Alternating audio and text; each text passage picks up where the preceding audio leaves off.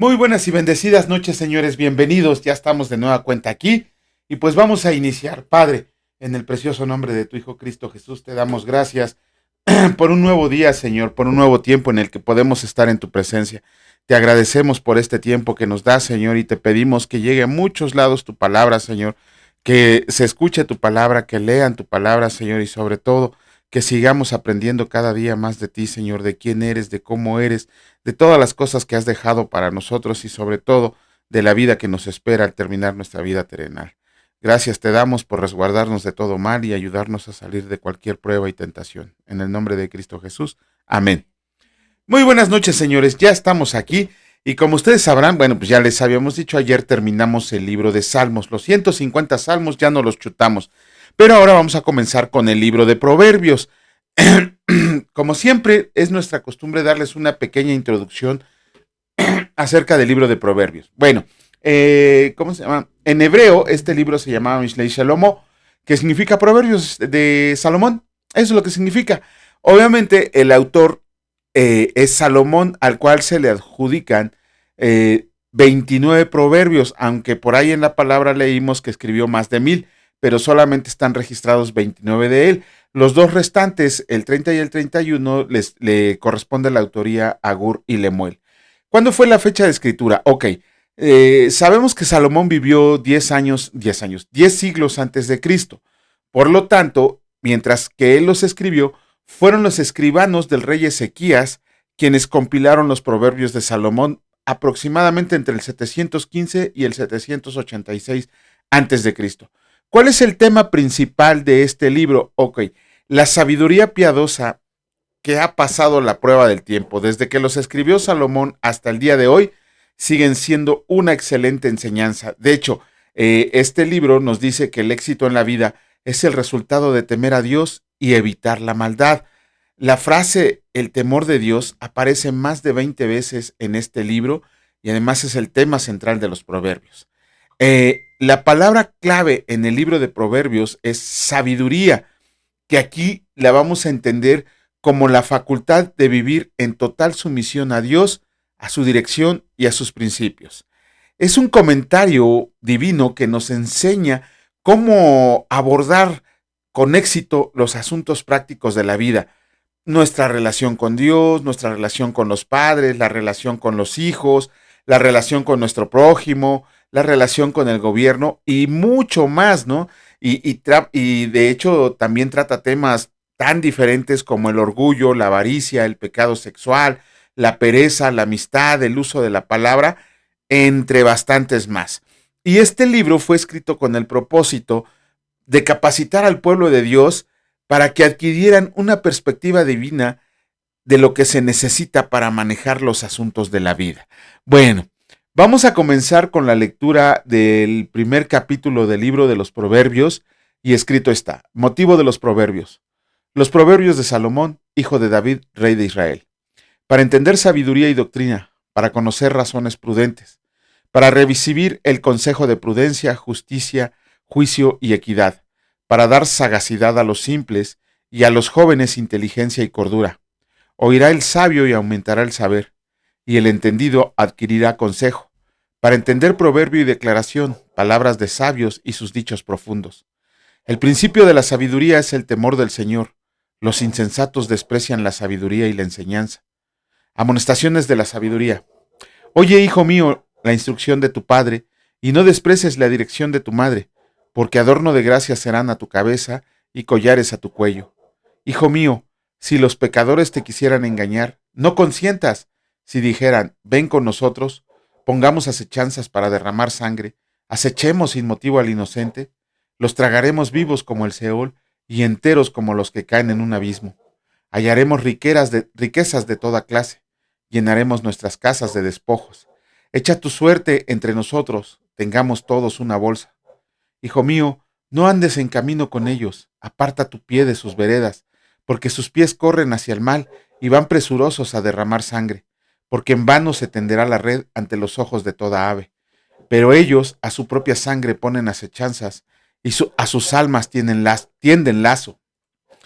Tales son las sendas de todo el que es dado a la codicia, la cual quita la vida de sus poseedores.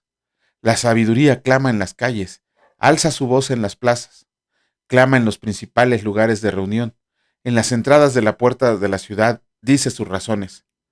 ¿Hasta cuándo, oh simples, amarán la simpleza, y los burladores desearán el burlar, y los insensatos aborrecerán la ciencia? Vuelvan a mi reprensión. He aquí yo derramaré mi espíritu sobre ustedes, y les haré saber mis palabras. Por cuanto llamé, y no quisiste oír, extendí mi mano, y no hubo quien atendiera, sino que desecharon todo consejo mío, y mi reprensión no quisieron. También yo me reiré en su calamidad, y me burlaré cuando les viniera lo que temen, cuando viniera con una destrucción lo que temen, y su calamidad llegará como un torbellino. Cuando sobre ustedes viniera tribulación y angustia, entonces me llamarán y no responderé, me buscarán de mañana y no me hallarán, por cuanto aborrecieron la sabiduría y no escogieron el temor del Señor, ni quisieron mi consejo, y menospreciaron toda reprensión mía. Comerán del fruto del camino y serán hastiados de sus propios consejos, porque el desvío de los ignorantes los matará, y la prosperidad de los necios los echará a perder. Mas el que me oye habitará confiadamente y vivirá tranquilo sin temor del mal. Comenzamos con la lectura del capítulo 2 del libro de Proverbios y escrito está, Excelencias de la Sabiduría. Hijo mío, si recibes mis palabras y mis mandamientos guardas dentro de ti, haciendo estar atento tu oído a la sabiduría, si inclinas tu corazón a la prudencia, si clamas a la inteligencia y a la prudencia dieras tu voz, si como la plata la buscas y la escudriñas como a tesoros, entonces entenderás el temor del Señor y hallarás el conocimiento de Dios, porque el Señor da la sabiduría y de su boca viene el conocimiento y la inteligencia. Él provee de sana sabiduría a los rectos, es escudo a los que caminan rectamente, es el que guarda las veredas del juicio y preserva el camino de sus santos. Entonces entenderás justicia, juicio y equidad, y todo buen camino, cuando la sabiduría entre en tu corazón y la ciencia fuera grata a tu alma. La discreción te guardará, te preservará la inteligencia, para librarte del mal camino de los hombres que hablan perversidades, que dejan los caminos derechos para andar por sendas tenebrosas, que se alegran haciendo el mal, que se huelgan en las perversidades del vicio, cuyas veredas son torcidas y torcidos sus caminos. Serás librado de la mujer extraña, de la ajena que halaga con sus palabras, la cual abandona al compañero de su juventud y se olvida del pacto de Dios, por lo cual su casa está inclinada a la muerte y sus veredas hacia los muertos. Todos los que a ella se lleguen no volverán, ni seguirán otra vez los senderos de la vida.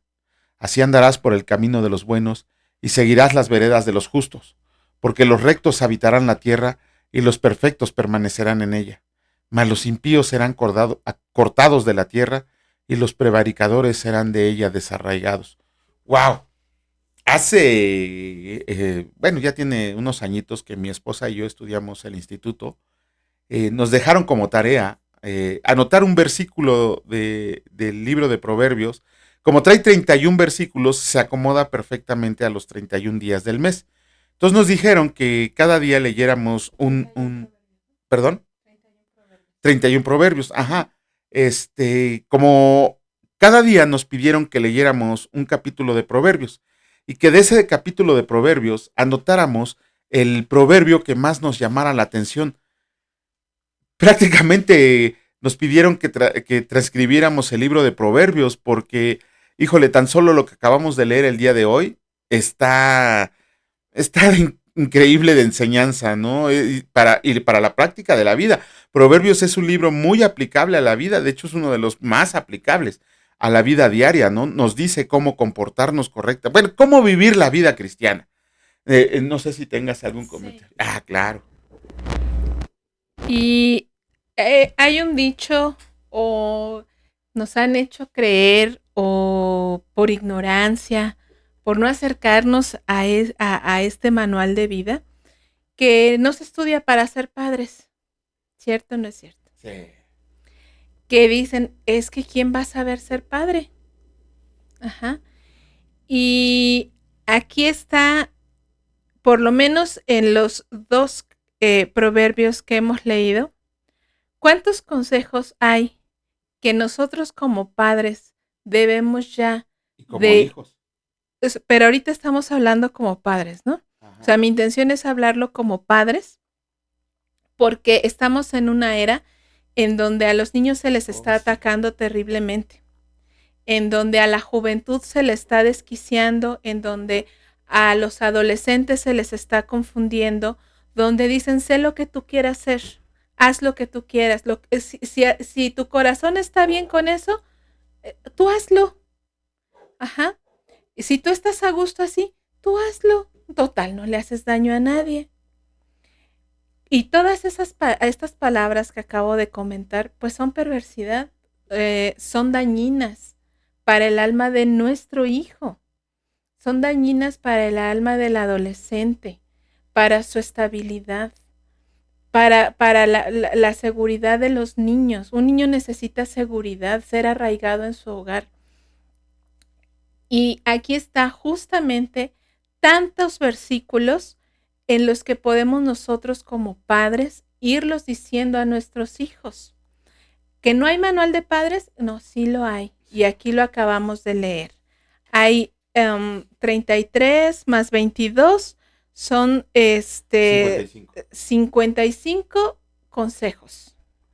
Ajá. Son 55 consejos que por lo menos uno dale a tu hijo el día de hoy. No sé qué edad tenga, no sé en qué etapa se encuentren de la vida, pero por lo menos uno de estos, tómalo, atesóralo, estúdialo y dáselo a tu hijo, porque ese es amor, darle guianza, darle seguridad. Los adolescentes llega un momento en que van probando hasta dónde los dejamos, hasta dónde van estirando la liga. Y cuando ellos ven que no hay un freno, pues hasta se sienten tristes, créanmelo. O sea, tú cuando empiezas a poner el freno con el adolescente, diciéndole, esto es así. Ellos, por supuesto, ¿a quién le va a gustar la reprensión? Lo platicábamos hace 3 días. Cuando alguien viene y te corrige, o alguien te dice, estás mal, lo primero que hacemos es, no es cierto. No, ¿yo por qué? No, yo hago todo bien, pues sí leo la Biblia, ¿no? O sea, difícilmente aceptamos una crítica, sea constructiva o mucho menos destructiva, ¿no? Pero bueno, entonces aquí tenemos estos versículos, hay tantos que podemos dar. Cuando los padres vemos que los hijos en sus matrimonios andan torcidos, porque ya la hija anda haciéndole ojitos, la hija casada anda haciéndole ojitos a alguien más, no decimos nada, no decimos nada. ¿Y qué dice aquí? ¿Qué dice? No deseches la reprensión de los... Pero dice, lo acabamos de leer, dice, serás librado de la mujer extraña, de la ajena que halaga con sus palabras, la cual abandona al compañero de su juventud y se olvida del pacto de su Dios. Ajá, entonces, ¿cuál es el consejo? Hija, por supuesto, estamos, les vuelvo a repetir, en un mundo en el que ya pareciera que no hay límites, pareciera que nos estamos brincando todos los límites establecidos para conservar nuestra vida en el curso del Señor. Es, hija, no abandones al compañero de tu juventud y no se te olvide el pacto que hiciste con el Señor. Por supuesto que hay problemas, por supuesto que hay situaciones, por supuesto que se tienen que solucionar, sí. Pero sobre todo aquí hablan de las situaciones de engaños, las situaciones de, se me fue la palabra, ¿cómo lo trata la Biblia? Del engaño, el adulterio. Ajá, el problema de adulterio. Dice, ¿qué pasa con la casa de la mujer que abandona al compañero de su juventud y se olvida del pacto de su Dios? O sea, del matrimonio que hizo. Dice, esa casa está inclinada a la muerte y sus veredas hacia los muertos. Ajá, entonces, y todavía sigue. Entonces, por ejemplo, aquí hay un consejo. No nos gusta, y seguramente me van a decir muchas cosas, pero no nos gusta, pero aquí está escrito. Ajá.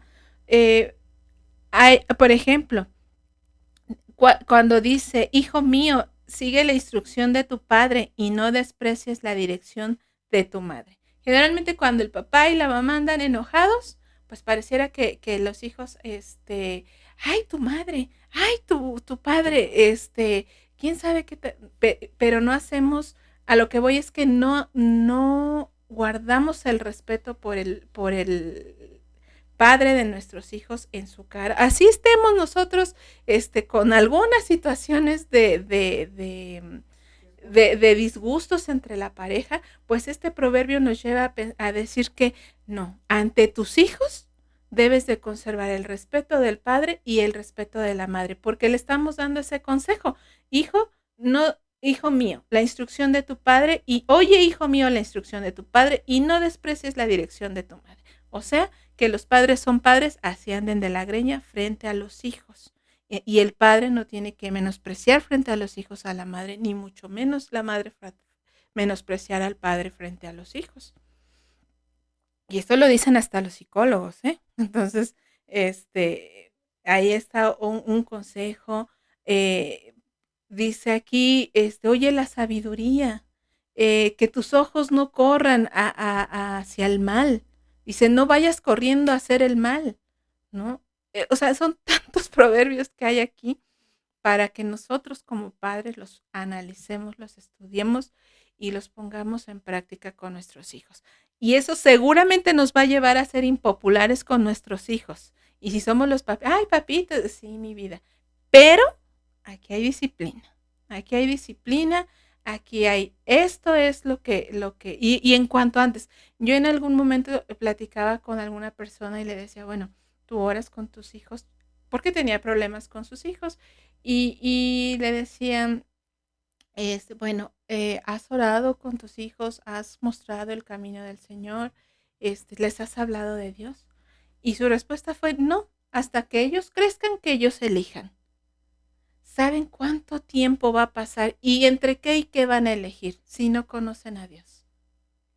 Entonces, en cuanto puedan, de verdad, yo tardé mucho en hablarle a mi hija de Dios y no saben lo que le hubiera evitado, lo que me hubiera evitado en el corazón, lo que hubiera evitado en su corazón, ahora lo veo, desde que son pequeños, desde que están en el vientre, obviamente desde que están en el vientre, pues qué madre no le pide al Señor, aún las que no somos tan apegadas o no fuimos tan apegadas, pues oramos, Señor, que venga sano, es lo que siempre pedimos, pero a partir de ahí, inclusive nosotras como madres ya de nuestras hijas que son grandes, ya tenemos que estar orando por sus generaciones, ya tenemos que estar orando por nuestros nietos, si es que el Señor así lo va a disponer, ya tenemos que estar orando por sus matrimonios, ya tenemos que estar pidiendo por sus esposos, lo que el Señor decida, claro, lo que el Señor decida, pero ya tenemos que estar poniendo en las manos del Señor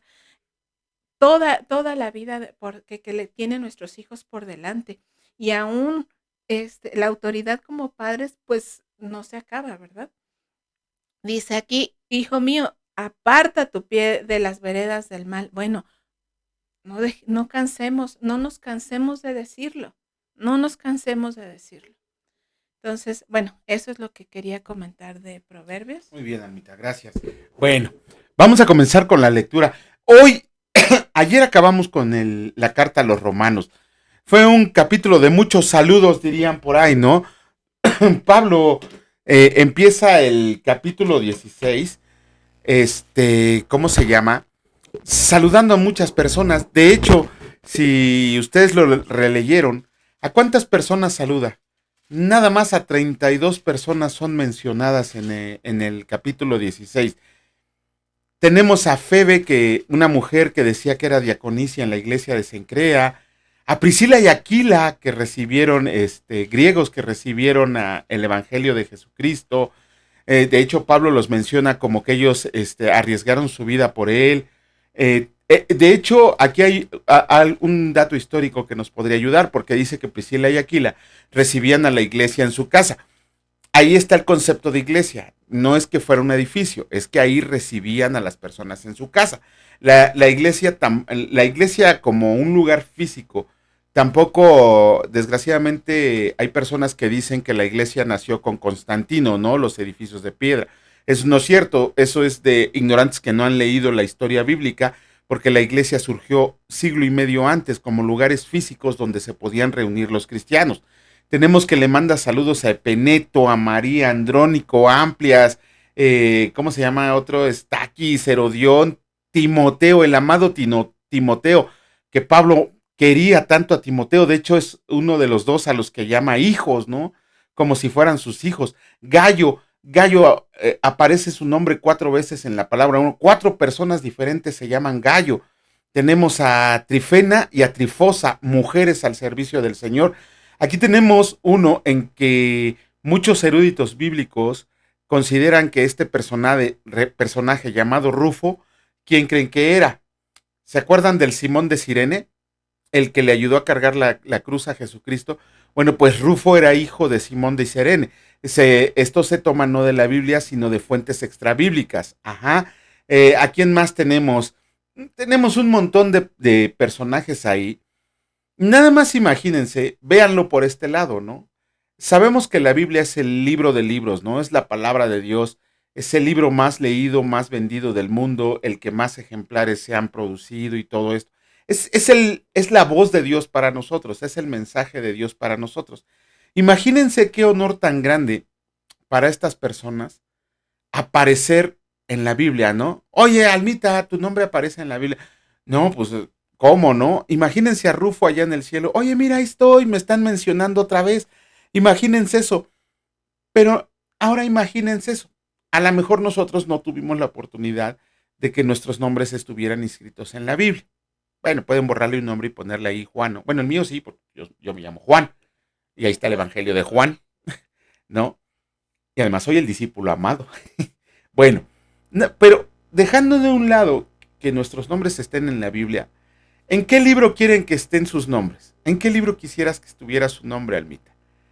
En el libro de la vida, en el que está en el cielo, donde el Señor Jesús está anotando a todos sus escogidos, ¿no? Donde ya están anotados, donde ya tienen su nombre inscritos, el libro de la vida.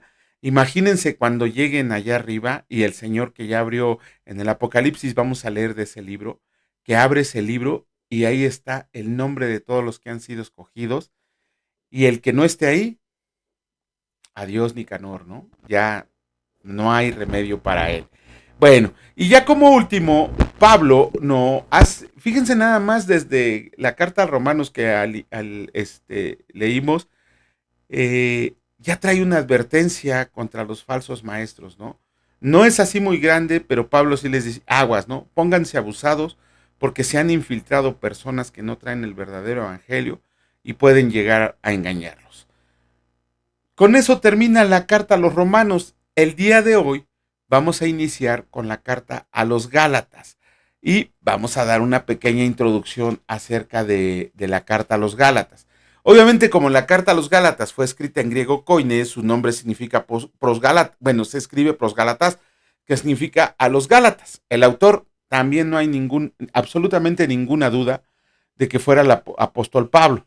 La fecha de escritura, perdón, la fecha de escritura, hay dos, bueno, en lo que estuve yo leyendo, les puse aquí entre el 48 y 54 después de Cristo, es porque en realidad hay como que una división en la fecha de escritura, que se pudo haber escrito entre el 48 y el 52, perdón, sí, entre el 48 y el 52 o entre el 52 y 54 después de Cristo. Si de esas dos teorías acerca de cuando fue escrita la carta a los Gálatas fuera entre el 48 y entre el 48 y el 52, de hecho muchos autores dicen que la carta a los Gálatas fue la primera en escribirse, la carta, ¿no? El Evangelio, por ahí ya surgieron documentos que el primero en escribirse fue el de Mateo, pero la carta a los Gálatas fue la primera en escribirse. Este libro me encanta porque su tema principal, esta carta me encanta porque su tema principal es que presenta una defensa de la doctrina de la justificación por la fe en Jesucristo. Ajá, eso es lo que vamos a ver como tema principal aquí en esta carta a los Gálatas. Y estamos acostumbrados a decir la carta a los Gálatas, y Gálatas glotones, y Gálatas perezosos, ¿no? Porque así les dice Pablo. Pero ¿quién eran los Gálatas? ¿Quién eran los Gálatas? Ok.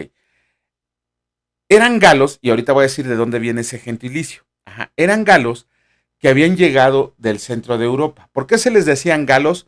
Porque ellos provenían de países como Francia, Alemania, Suiza, lo que hoy son esos países, Francia, Alemania, Suiza y Países Bajos, pero que llegaron a ocupar una parte de lo que hoy es Turquía. Galos, si se acuerdan, a los franceses se les conoce como galos, por eso de ahí el nombre a los Gálatas. Esas gentes que llegaron del centro de Europa a establecerse en una partecita de Turquía, los romanos y los hebreos los llamaban galos, gálatas. ¿Mande? Partesota, sí, claro. Bueno, en esta carta ya Pablo inicia señalándose él mismo como apóstol de Jesucristo, pero que había recibido su mensaje directamente de Dios. Ajá.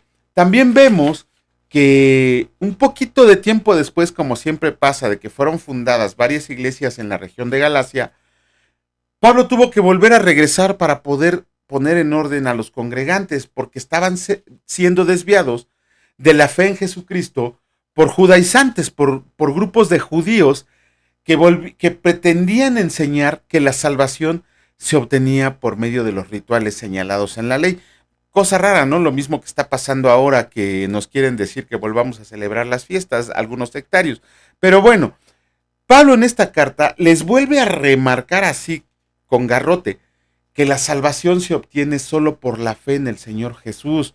¿Por qué? Porque nadie puede ser justificado por las obras de la ley. No hay absolutamente ningún hombre que pueda obtener la salvación por obediencia a la ley. Eso es solamente una cuestión de Dios que nos da su gracia inmerecida. Ajá. Y Pablo también apremia a los Gálatas de que son unos necios por pretender obtener la salvación por sus propios esfuerzos, que ellos ya habían recibido la gracia por el poder y sabiduría de Dios, y que solo siguiendo el ejemplo de nuestro Señor Jesucristo, y cuando dependemos del Espíritu Santo, seguiríamos en el camino de gozo al que habíamos sido llamados. De hecho, a todos aquellos que creen que la gracia se puede perder, es que no han comprendido la carta a los Gálatas. Aquí es donde está el meollo del asunto, ¿no? En esta carta a los Gálatas vamos a comprender cómo es la gracia la que nos da la salvación, y que nos las da para siempre, no nos las da para que la podamos perder. Es como si la palabra dice que Jesucristo pagó un precio por nuestros pecados. Entonces imagínense si nosotros pudiéramos perder la gracia, entonces Jesucristo tendría que devolver el pago que hizo por cada uno de nosotros, ¿vale? Pero bueno, ya lo iremos tratando. Vamos a comenzar con la lectura del capítulo 1 en esta ocasión. Sí, nos toca el capítulo 1. Adelante, Almita. Ay, perdón. Pablo, apóstol, no de hombres ni por hombre, sino por Jesucristo y por Dios el Padre que lo resucitó de los muertos, y todos los hermanos que están conmigo a las iglesias de Galacia. Gracia y paz sean a ustedes de Dios el Padre y de nuestro Señor Jesucristo, el cual se dio a sí mismo por nuestros pecados para librarnos del presente siglo malo, conforme a la voluntad de nuestro Dios y Padre, a quien sea la gloria por los siglos de los siglos. Amén. Estoy maravillado de que tan pronto se hayan alejado del que los llamó por la gracia de Cristo para seguir un evangelio diferente. No que haya otro, sino que hay en algunos que los perturban y quieren pervertir el evangelio de Cristo. Mas si aún nosotros o un ángel del cielo les anunciare otro evangelio diferente del que les he anunciado, sea anatema. Como antes hemos dicho, también ahora lo repito, si alguno les predica diferente evangelio del que han recibido, sea anatema. Pues, ¿busco ahora el favor de los hombres o el de Dios? ¿O trato de agradar a los hombres? Pues si todavía agradara a los hombres, no sería siervo de Cristo. Mas les hago saber, hermanos, que el evangelio anunciado por mí no es según hombre, pues yo ni lo recibí ni lo aprendí de hombre alguno, sino por revelación de Jesucristo, porque ya han oído acerca de mi conducta en otro tiempo en el judaísmo, que perseguía sobremanera la iglesia de Dios y la asolaba, y en el judaísmo aventajaba a muchos de mis contemporáneos en mi nación, siendo mucho más celoso de las tradiciones de mis padres. Pero cuando agradó a Dios, que me apartó desde el vientre de mi madre y me llamó por su gracia, revelar a su Hijo en mí, para que yo le predicara entre los gentiles, no consulté enseguida con carne y sangre, ni subí a Jerusalén a los que eran apóstoles antes que yo, sino que fui a Arabia y volví de nuevo a Damasco. Después, pasados 3 años, subí a Jerusalén para ver a Pedro, y permanecí con él 15 días. Pero no vi a ningún otro de los apóstoles, sino a Jacobo, el hermano del Señor. En esto que les escribo, he aquí delante de Dios que no miento. Después fui a las regiones de Siria y de Cilicia, y no era conocido de vista a las iglesias de Judea que eran en Cristo. Solamente oían decir: aquel que en otro tiempo nos perseguía, ahora predica la fe que en otro tiempo asolaba, y glorificaban a Dios en mí. El 1. Sí, Hasta ahí, es perdón. que, bueno, perdón que haga esta observación. Mi esposa alguna vez se los comentó, que las cartas ella las estudia de manera corrida. A final de cuentas es una carta. Cuando nosotros recibimos una carta, bueno, ahora ya casi es raro el que recibe una carta, ¿no? Pero bueno, los que tenemos ya ciertos años, antes nos mandaban cartas, ¿no? ¿Y qué hacíamos con la carta? Ay, nada más voy a leer hasta aquí y mañana leo lo demás. No, era algo que queríamos enterarnos de todo, ¿no? O sea, de todo lo que decía la carta. Entonces, como su nombre lo indica, son cartas que Pablo escribió a las iglesias de Cristo. Y obviamente cuando llegaban las cartas, las llevaban de corrido. Se dividieron las cartas en capítulos y versículos, no porque fuera un capricho, sino porque es una manera para estudiarlas, comprenderlas un poco mejor, estudiarlas un poco mejor. Pero en realidad, en las Biblias antiguas, la Biblia del oso, la Biblia del cántaro, vienen de corrido, no traen la separación en versículos, ¿no? Ahí sí tienen oportunidad de ver una. Bueno, muchas de ellas todavía traen latinismos, ¿no? Pero bueno, venían como una sola, por eso mi esposita ahorita se quería seguir así de largo, ¿no? Pero le dije, no, nada más el uno. Bueno, ¿tienes algo más que decir, Almita? Ok, ya mañana, si Dios lo permite, estaremos haciendo un comentario un poquito más extenso de estos capítulos que leímos el día de hoy. Señor, en el nombre precioso de tu Hijo Cristo Jesús, te damos gracias por este tiempo que nos permites estar en tu presencia. Gracias, Señor, por darnos la oportunidad de leer tu palabra, de escuchar tu palabra, Señor. Sabemos que vienen tiempos duros, fuertes, y que seremos pocos los que nos conservemos en tu amor, pero seremos aquellos a quienes has escogido tú para estar en tu reino eterno, Señor, dentro de tu gracia, dentro de tu gloria, en el cielo donde tú habitas. Te agradecemos por tanto beneficio y te pedimos que nos des fuerza, Señor, para resistir los ataques que vienen hacia todos nosotros como hijos tuyos que proclamamos la verdad de tu palabra. También, Señor, te pedimos sabiduría y conocimiento de lo alto para que nos permitas guiar no solo a nuestros hijos, sino a todos aquellos niños que tú has escogido, a todos aquellos niños que están creciendo, Señor, de los ataques que están sufriendo en cuanto a la enseñanza. Y no nos referimos solamente a los libros de México, sino a la situación que está pasando en todo el mundo acerca de las enseñanzas que están recibiendo. Que nos des a nosotros, Señor, nos corresponde a nosotros como hijos tuyos defender a estos niños, a nuestros hijos, de los ataques del maligno. Se los tenemos que arrebatar de las manos, Señor, para tu gloria y para tu reino. Te damos gracias, Señor, por nuestra diaria provisión, por resguardarnos del mal, por darnos fuerza para resistir pruebas y tentaciones, y sobre todo porque sabemos que para el propósito para el que fuimos llamados, tú nos darás un día más de vida. Bendito seas, mi Dios Padre Todopoderoso, por siempre y para siempre. Amén. Que Dios los bendiga, señores, si Dios lo permite, nos vemos el día de mañana. Cuídense mucho, hasta luego.